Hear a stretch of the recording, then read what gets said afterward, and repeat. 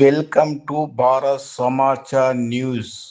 Nirmal district రాష్ట్రంలో సేంద్రియ వ్యవసాయ సాగును ప్రభుత్వం పెద్ద ఎత్తున ప్రోత్సహిస్తుందని రాష్ట్ర వ్యవసాయ రైతు సంక్షేమ కమిషనర్ చైర్మన్ కోదండ రెడ్డి స్పష్టం చేశారు.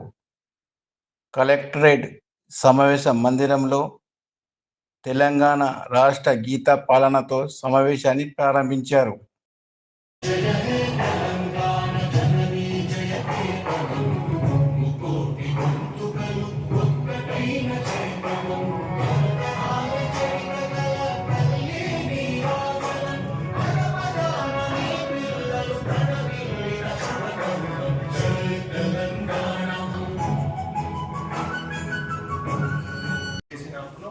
ఈ కొత్త ఎల్నినో ప్రభావం ఉంది. జిల్లాలో ఎదురుక మన ఆల్టర్నేట్ క్రాప్ కానీ కంటిన్యూసీ క్రాపింగ్ చేయాలి. అదేవిధంగా వాటర్ ని సంరక్షణ చేయాలి ఉద్దేశంతో ఒక 2 పైలట్ ప్రాజెక్ట్స్ జిల్లాలో టేకప్ చేశాం సార్.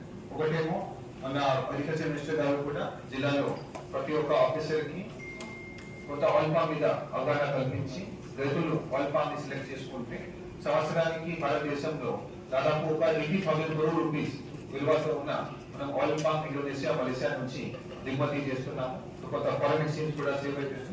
రెండోది ఇంతకుముందు లాస్ట్ డిస్కషన్ చేసినప్పుడు ఈ కొత్త ఎల్నినో ప్రభావం ఉంది. జిల్లాలో ఎదురుక మన ఆల్టర్నేట్ క్రాప్ కానీ కంటిన్యూసీ క్రాపింగ్ చేయాలి. అదేవిధంగా వాటర్ ని సంరక్షణ చేయాలి ఉద్దేశంతో ఒక 2 పైలట్ ప్రాజెక్ట్స్ జిల్లాలో టేకప్ చేశాం సార్. ఒకటేమో మన అగ్రికల్చర్ మినిస్టర్ గారు కూడా జిల్లాలో ప్రతి ఒక్క ఆఫీసర్ కి కొత్త ఆయిల్ పామ్ మీద అవగాహన కల్పించి రైతులు ఆయిల్ పామ్ ని సెలెక్ట్ చేసుకుంటే సంవత్సరానికి భారతదేశంలో దాదాపు ఒక 80,000 crore రూపీస్ విలువతో ఉన్న మనం ఆయిల్ పామ్ ఇండోనేషియా, మలేషియా నుంచి దిగుమతి చేస్తున్నాము. కొత్త ఫారెన్ ఎక్స్చేంజ్ కూడా సేవ్ అవుతుంది. రెండోది విషయాలకు ఇబ్బంది ఉంది. ఈ సర్టిఫికేషన్ వ్యవస్థ ఇవన్నీ కూడా పటిష్టం కావాల్సినటువంటి అవసరం ఉంది. దాని మీద ప్రభుత్వం ఎప్పుడెప్పుడే దృష్టి పెడుతుంది కాబట్టి ప్రభుత్వం ఇదంతా కూడా పటిష్టం రాబోతుంది. ఒక పాలసీ రాబోతుంది. గోపాల్ రెడ్డి గారు, నేను సజెషన్